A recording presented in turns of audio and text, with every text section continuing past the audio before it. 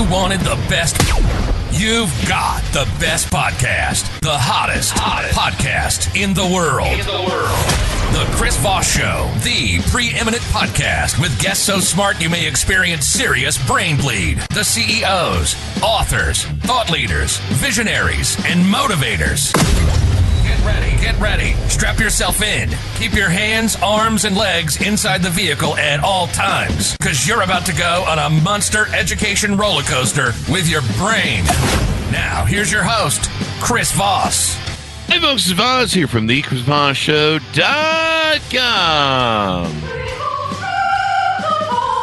Well, there you go, ladies and gentlemen. There are latest things that makes official. Welcome to the big show. As always, the Chris Voss Show is a family that loves you but doesn't judge you quite not as harshly as the rest of your family. You might be that black sheep in the family, the one who's the smart one, who's learning to be better with your life, good with your life.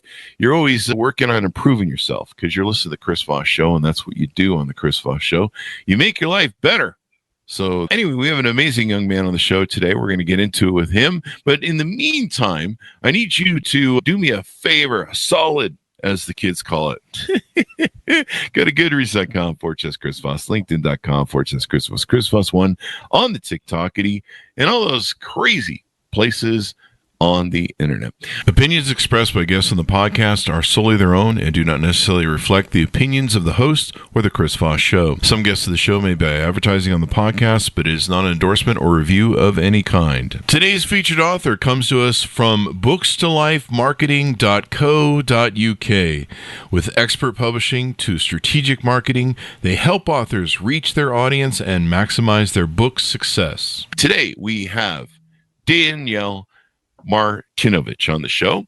He is the author of the book called The Bible's Prophecy About the Free World, out September 14th, 2022. We're going to talk to him about his book, some of his insights, his ministries, etc., and some of the things he thinks we have coming down the pike here, because you never know. It's a weird world. 2025 has been kind of weird so far anyway. Daniel, welcome to the show. How are you? Good. How are you? I am excellent. It's glad to have you. Give us your .coms. Where do you want people to find you on the interwebs? I have a teaching website called wordservice.org. Mm-hmm. Has lots of pages on there. Some articles on there have been number one on our Google search, or at least on the first page for decades. And it's all Bible teaching stuff and history and America's founding, that type of thing. So give us a little bit of lowdown about you and who you are and what you do. I've been a Christian for about 42 years now, and a lot of basically been in vocational ministry that almost the entire time. Wasn't full-time for a little while. But I had lots of kids, 6 kids, and that takes a lot of time. Them, raising kids with a family, and the internet, when it started to come out about 20 or 30 years ago. Yeah. 1996 is when we started to get into that. I just saw a great opportunity in it to where you could reach the world without, spending a whole bunch of money or having to raise a whole bunch of money. It's really nice, the internet. I like it. Some parts of it. Let's put it that way. I don't like the whole internet because there's a bunch of weirdness that goes on in the dark web. But yeah, it's kind of nice. I grew up in the brick and mortar world when you started businesses and you had to spend all this money to build get an office, lease an office, deposits, and then you had to put all the stuff in it. And yeah, it's a whole lot easier to pay $20 to GoDaddy and you have a business on one. Exactly. Yeah. Exactly. And you can probably reach more people. I think there's a lot of teleministries, aren't there, or internet ministries now? Yeah. My website's getting about 12,000 or 13,000 visits a month, by about 8,000 or 9,000 different people, and 200,000 hits. But the hits don't really mean that much. Yeah. So some of it's bot related, but yeah, that's still a lot of interest. So that's good. Yeah. I don't know. You talk about this book, The Bible's Prophecy About the Free World. And so give us an idea of what this is.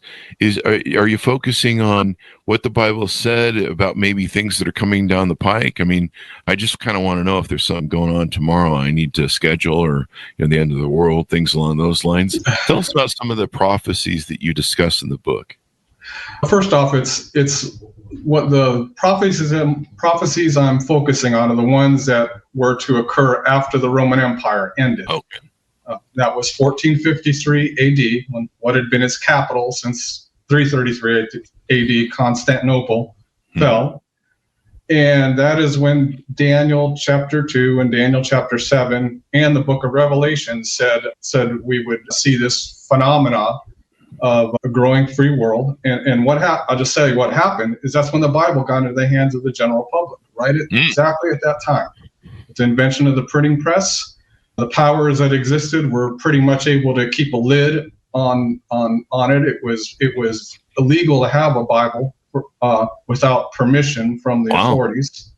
All that time. And so these Bibles are legal. That would be afraid of, I don't know, uprising, dissidents. Exactly. This was kings and emperors, and they rightly understood. I don't know why Christians don't understand that today, but they rightly understood that the Bible in the hands of the general public was a threat to their rule. Wow. That's why you see that. That's why you see any dictatorship today tries to keep the Bible out of people's hands. The USSR did.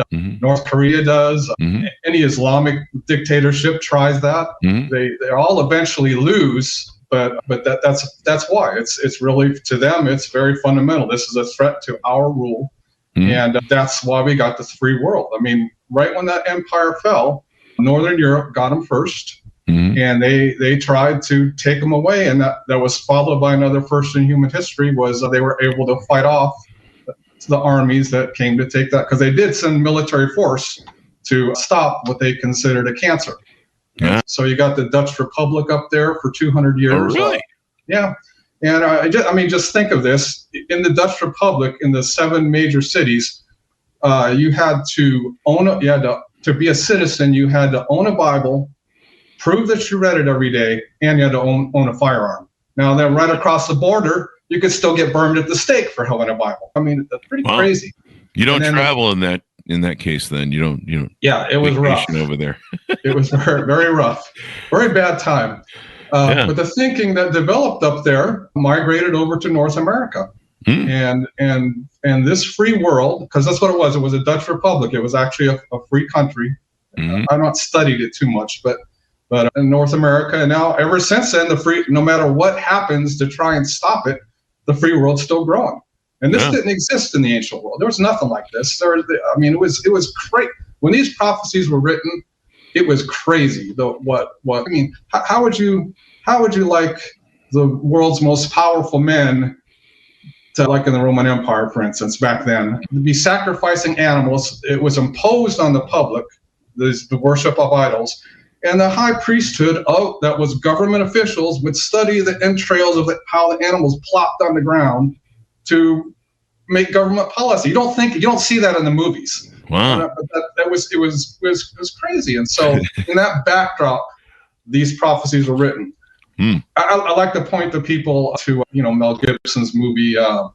What's that movie? The one about Jesus? No, down in the Amazon or on Central America, Apocalypto. Oh yeah, I didn't see that. It's very gory, but they show a procession where they capture a bunch of other tribal members and they bring them up and sacrifice them on these things, and that was half the world back then. Yeah, I might just try that just to make sure it doesn't work. I might take a steak and throw it on the floor next time I get one and just see how the splatter works and see if maybe it'll tell me some good stock market or Bitcoin investment data. Worth a try. Or you could ask AI, one or the other. Hey, that's a good idea. I should try that. Maybe that might be better. Well, why didn't they do that back then? Ask AI. The world was just dark. This is something that God wants. God wants the world to totally change and become free and justice. He wants good government, limited government, because that's always the problem. The problem has always been unlimited government. Government has caused most of the evils the world has ever seen. And when it gets too big, you just have this class of people that want to run it. They live their lives to run the thing and run your lives and take your money. It's really, the love of money is the root of all evil things. There you go. So God prophesied how the Bible prophesies how this was all going to change after the Roman Empire fell. And that's the only thing different that happened, was the Bible made its way into the people's hands, the general public's hands. And so the free world. There's the book right there. Yeah. Now, when you refer to the free world, what are you talking about? Kind of the free world that like America built, or just the free world that's free of the arcane sacrificing and stifled governments that say, hey, we only have one religion, this is our religion. We eliminate all the other competition. You can't, like when the pioneers came here, they were seeking freedom religion from kind of, I think, the Church of England, or something like that. Okay. So I want to make sure I understood the concept of the free world, and I guess free to read whatever you want for fun, right? Yeah, that's basically freedom from despotic government, like kings and emperors. That's that's the rule of the will of man, not a rule of the rule of not the rule of a rule of law. Republics based on objective truth is really what it's talking about. Okay. And so you see right now, I mean, before the whole world was all kings and emperors, and now the whole idea of a king or an emperor is like an abomination to everyone. Nobody believes in that kind of government anymore. We don't like dictatorships, and even dictators sit there and say, "That's the will of the people. I'm elected." That's how the world's just changed in the 500 years. This is 500 years. I'm knocking stuff around here, waving my hands. My wife always is that powerful? Yeah. So that's what it is. It doesn't say it's going to be a utopia. It says there's going to be a lot of warfare to try and stop it from growing, this free world, and that's what we've seen. But it's not like the straight line up, better and better and better. It's more like that, but it's going up. In the book, is it pretty much a detailed historical thing of the struggles of trying to bring the Bible to the public and get freedom where people can have access to it? Is that no? Because there's so much written about that already. Yeah, okay. That's very, very standard Christian writing. This is just focusing. A third of the book is chapters from the Bible. Okay. And I guess I know what happened. I mean, World War I, World War II, the rise of the progressive movement, which basically means government runs everything. Because before that, people actually understood those prophecies. And in the last 100 years, boy, we just went off of them. And it's all end time prophecy. It's all the end of the world stuff. And the Bible doesn't even prophesy the end of the world. It prophesies the end of certain nations and certain empires, and it actually gives the dates. And so I don't understand why people just ignore that. They just ignore the date that the Bible says this is going to happen. They ignore the empire that it's speaking about. I mean, it names the empire that's going to end at this certain time. They just ignore that and say this is talking about the end of the world. And you're just going. And once the Bible colleges started teaching this stuff, it just kind of went mainstream. And so I think the world needs to get back to Isaiah chapter 60 and 61 and 62 and Isaiah chapter 54, because what they talk about is you've heard of the New Jerusalem, right? Right. The last two chapters of Revelation. There's about a couple dozen chapters of prophecy about the New Jerusalem, but it's in the Old Testament, and they define Revelation. Revelation is not heaven. Revelation is an illustration. Jerusalem is an illustration of God's people oppressed for the time prior to the end of the Roman Empire. God's people oppressed, and New Jerusalem oppressed this whole time. I'll give you an example. When a certain emperor took control, he's referred to as the little horn of Daniel 7, Septimus Severus. Death penalty for becoming a Christian. That was 193 AD was the beginning of his reign. And when you get up to the Christian emperors, and I'm not saying Christianity, the Christianity of those empires wasn't a step up from the madness of idolatry. But the Emperor Justinian, was really a famous, tried to reestablish the whole empire around 508 or not 500, around that time, around the 5th century AD. He made it the death penalty to get baptized as an adult if you were baptized as a baby before. Because see, before you're baptized into the imperial church. After getting baptized as an adult, you're committing treason against the emperor. Oh boy. Yeah. So that's oppression. So here the true Christians were oppressed by this all the way up until the Roman Empire, and they got Bibles, and they had to win their freedom. It wasn't just all of a sudden this is just changing. No, they had to win it. They had to fight for it. We have to fight for it now. We have to fight for freedom. There's always somebody trying to control. Yep. Yeah. People are always trying to control you. Yeah, governments and everything else. And so, like I said in the back page of my book, I said there's about 100 chapters of prophecy about this free world. That's a lot. That's the book of Revelation is all talking about all that judgment and Revelation. A little bit of it is talking about the destruction of Jerusalem, but most of it's all aimed at the Roman Empire. And that's all in there. It's all in there. What happened, when it happened, what this was talking about. I mean, the very first big one was Cyprian's plague against the Roman Empire that fell on there. That killed a third of the people in the empire. That's a horrible, horrible thing. Yeah. Destroyed their infrastructure, and so that's what all those judgments are. They were murdering all the Christians they could get a hold of. Yeah, there's a lot of murdering going on back then. So that kind of brings that upon them. I'm not saying God sent it, but you go doing stuff like that, and there's a lot of bad stuff will happen. Yeah, there's a lot of everyone was killing everybody back then. Yeah, I think. That is true. Interesting. That's something that's. Thank God we're a little bit better than that. I don't know that we really are. With we got a couple wars cooking around the world there.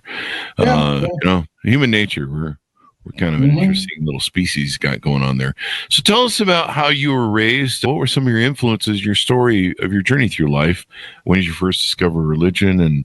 And when did you kind of know you want to start a ministry and have a calling for it? It's nothing spectacular. I just was a young man. All right, we'll just skip it then, Daniel. Yeah.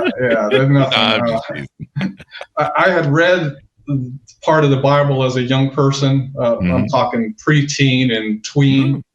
And to me, I knew, because I had also read the Quran back then, and I've always liked to read stuff. I read the Quran, I read some of the Hindu Sanskrit, and I just thought, the Bible's the Word of God. To me, it just seemed that way to me back then. But that's not like I wanted to do what it said. And so I pretty much was a very, very bad kid, really bad kid. You were a bad kid? Oh yeah, in trouble with the law. Trouble. It was horrible. My parents did not deserve what I did to them. Was all I can tell you. Really? But around 22, God had been calling me all this time. Around 22, I became a Christian by reading the Bible. I had never read the New Testament. I had read the Torah. I'd read the Book of Revelation. I had read Daniel when I was a little kid. Oh, really? I never read the New Testament. When I read it, I came to the Lord right away. Just cried myself. That's how I was going to hell. And I cried myself to sleep and just woke up, and everything was new.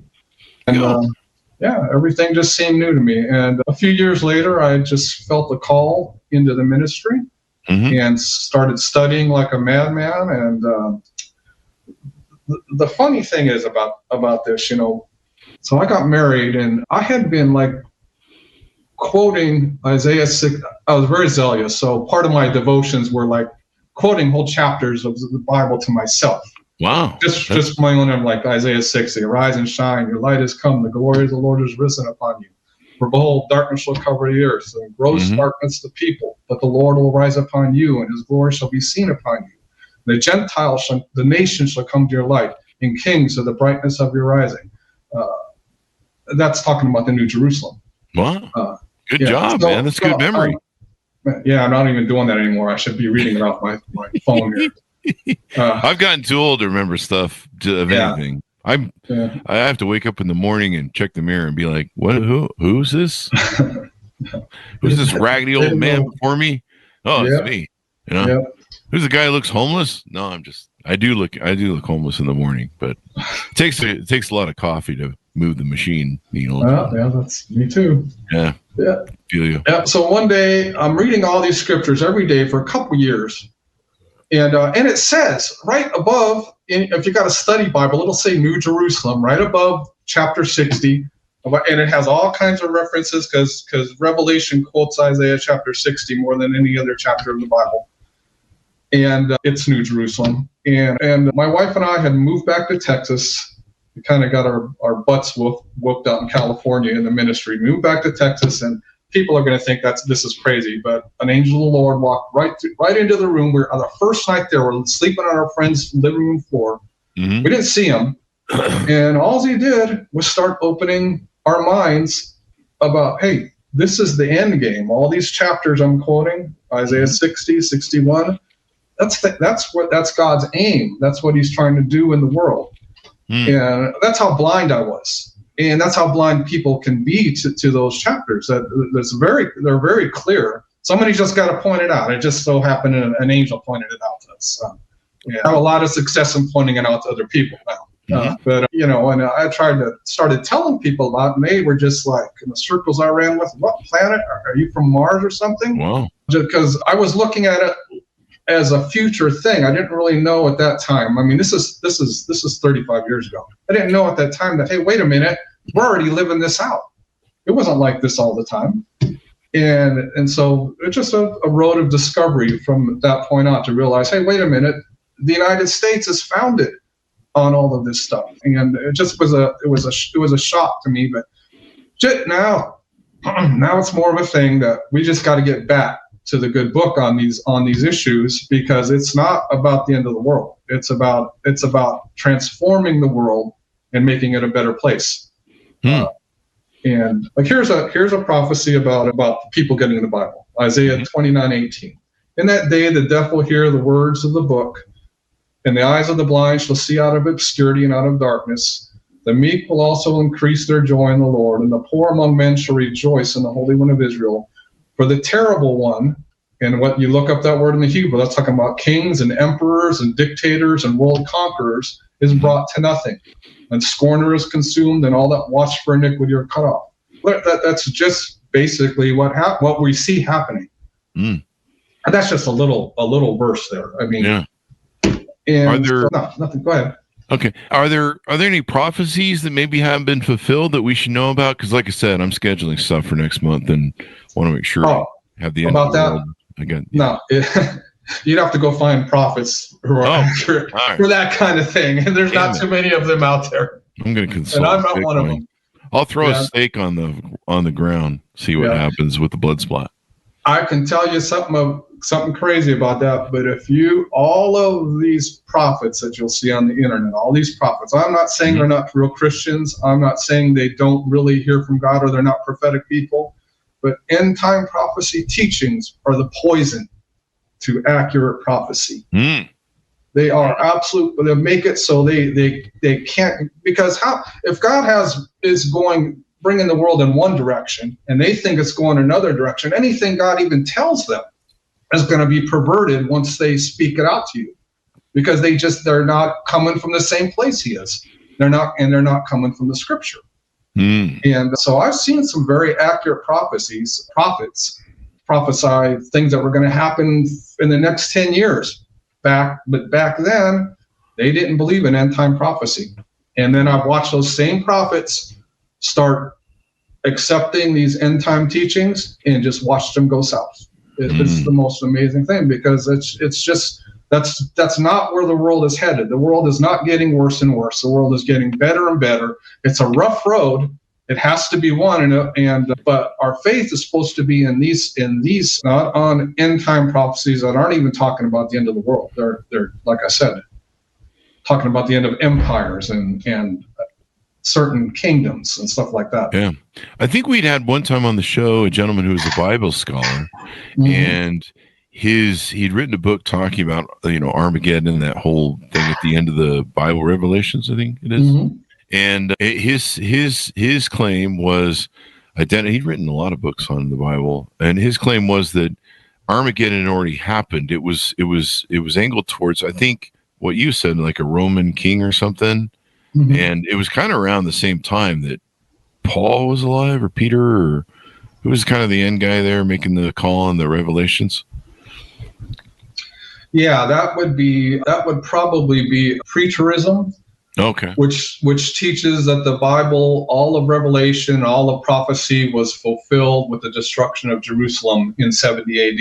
And it's absurd, because Daniel already says there's going to be 4 empires. It names the 4 empires, Babylon, Medo-Persia, Greek, and Roman. Mm-hmm. It says, it distinctly says, the world is going to be fulfilled with the knowledge of the Lord after the Roman Empire ends. And it had to be, because we got Bibles to read. People didn't really know that. And so they're not looking, they just don't know that. They didn't look at Daniel chapter 2. There's Daniel 2 and Daniel 7 that has the same prophecy spoken in different ways. As the Bible goes on from those prophecies, it just gives more details of them. Uh-huh. And so they don't look at that, and they think they've discovered some big thing when they discovered that, like Matthew 24 and is talking about the destruction of Jerusalem. Well, big deal. Okay, that's who. I mean, I realize that a lot of Christians don't know that, but that's been known for thousands of years. So you discovered that, now you think all prophecy has to fit in that. It doesn't. No, it's we just. It's kind of silly. It all centers around the doctrine, the people's doctrine of the second coming of the Lord. And you know what? That phrase isn't even in the Bible, the second coming. Oh, really? It's not? No, not in the Bible anywhere. Who's making that up, and why? That's an interpretation of certain prophecies in the New Testament. And so the preachers believe the second coming happened in 70 AD. The others believe the second coming. They all argue and fight over when this is going to happen, and the end of the world. But they ignore all of the times where the coming of the Lord is a biblical doctrine. And Jesus came down. Remember, I don't know if you know the story of Sodom and Gomorrah, right? Yeah. Jesus comes down with 2 angels and has a discussion with Abraham. Abraham addresses him as Jehovah like 18 times. Why does he have to come down to the planet to discuss with Abraham about the destruction of Sodom and Gomorrah? And then Jesus comes down again in the burning bush with Moses. And he says, I have come down because I've heard the cry of my people. I've come down now I'm going to punish Egypt, and I'm going to deliver them from that. And so you see this all through the Old Testament. That's just in the book of Genesis. But you go through all through the Old Testament, and there's probably 24 times where the coming of the Lord to judge a certain kingdom or empire uses the exact same language as Matthew does and Revelation does, but it's addressed to a certain empire or kingdom back then. And people my guess is that people accept these teachings before they're ever familiar enough with the Bible to realize, wait a minute, Jesus has been coming to earth for thousands of years, and he'll continue doing that. So in Revelation 19, that's the coming of the Lord at the end of the Roman Empire to judge really the whole system of the ancient world and to bring this promise of a growing free world. And billions of people accepting Christ. I mean, right now, as we're speaking, there's 50,000 people today that are accepting Christ somewhere in the world. It's not here in the United States, but it's all Africa, South America, China. 10,000 Muslims a day are coming to Christ. That's what the Bible says is going to happen. And the Lord still comes. I mean, when I tell you, people used to understand this. Remember the Civil War? And what was the North song about that? My eyes have seen the glory of the coming of the Lord. Okay, they understood that this was the coming of the Lord to judge America because they weren't doing what the Bible said. The Bible promised an end to legal slavery. And people were holding back on that. All these Christians in the South are holding back on that. And that brought the Civil War. And they understood that was. I mean, that song is amazing. When you read all the verses to it, that was the general doctrine of the churches back then. And then, like I said, the 20th century, things just kind of went crazy. And you can't blame people. I mean, it was horrible. World War I, World War II, and the world never saw anything like that. Yeah. I mean, it was pretty insane. I mean, World War I's trench warfare and stuff. So tell us about your ministries, your website. I see a lot of stories and teachings on your website. Fill us in as that gap as we round out the show. Most of it is about Bible prophecy, and it's not because I just specialize in that area. It's just I only have so much time to write. I mean, but there's a lot of there are other subjects on there, and I am not very proficient in writing and understanding of the English language and grammar. In fact, my wife calls me pretty pathetic. She says I'm getting better. So as far as the prophecy portion of that, I put that in the book. Actually, I was moving to northern Arizona. I was going to start a church, had it all planned out, had a group of people up there, and get up there, and COVID hits. Oh, yeah, that ruined a lot. It just blew that out of the water, man. Mm-hmm. Was that in the Prophecies? No. So that's why I decided to write the book. All that stuff is in my webpage, but the book is professionally edited and stuff. So you're going to look at my website and go, God, this guy doesn't even know how to spell or put a coherent sentence down. Okay. But that's what I say. The book is professionally edited. It's done very well, very convincing. Where can people tune into your ministries? I'm not making any podcasts yet. I'm going to do that when I retire in 2 more years. I'm going to start making podcasts, and it'll be on that website. Okay. There is some audio on there from past times I was teaching at a church or something. Okay. All right, then. So give people, as we go out, a final pitch out to order the book, get to know you better online. Anything more you think we need to cover, maybe we didn't touch on here? Yeah, just people, the world needs hope. Our whole country now believes that the whole world believes the world's going to end. All right. Isn't it just like God to say the exact opposite? I mean, you can go to any of the ancient religions, you go to any Hollywood movie. You show me a Hollywood movie that doesn't have a dystopian end unless it has aliens involved in it. There's no such thing. There's no such thing as a much better world that man creates and gets there. It's all dystopian. It's all end of the world. It's all we're going to kill everything off. Wouldn't it just be like the Bible to say the exact opposite thing as everybody else? I mean, the Quran, I read the first 133 pages of the Quran. Every other chapter says you have to believe in 3 things: Allah, his messenger, and the end times. And you're just going, of course, Muhammad would get that out of the Bible and the end time. It's carnal. It's not very spiritual. It's not really digging into it and letting God teach you this rather than accepting these narratives before you've ever really become familiar with it yourself anyway. So that's the issue. If an army is going to defeat you, if you're going to be defeated in war, one of the things of warfare is to convince you that you've lost. Is that not true? To convince you that you've lost, to convince you that you're defeated.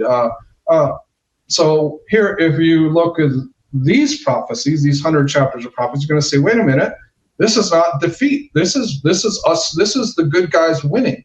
And it's not talking about a theocracy. There's never going to be a theocracy. The founding fathers of the United States they were educated in the Bible from their childhood all the way to the university, and they did not found a theocracy. And do you know why that is? Because the Bible doesn't allow for a theocracy. That's beyond the pale of limited God. It gives the government too much power that they shouldn't have. And so that's what I mean. So you don't have to be afraid and think, oh my gosh, these Christians are talking about taking over the world and making it. No, they're not. It's talking about republics based on objective truth, where you get to vote, you get to participate, like the United States. That's the direction the world's headed, and we need to believe in that.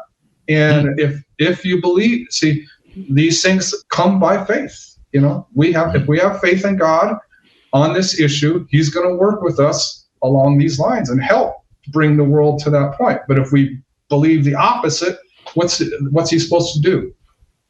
I mean, yeah. So that's my pitch. And give us the .coms as we go out. Tell people where we can buy the book, et cetera, et cetera.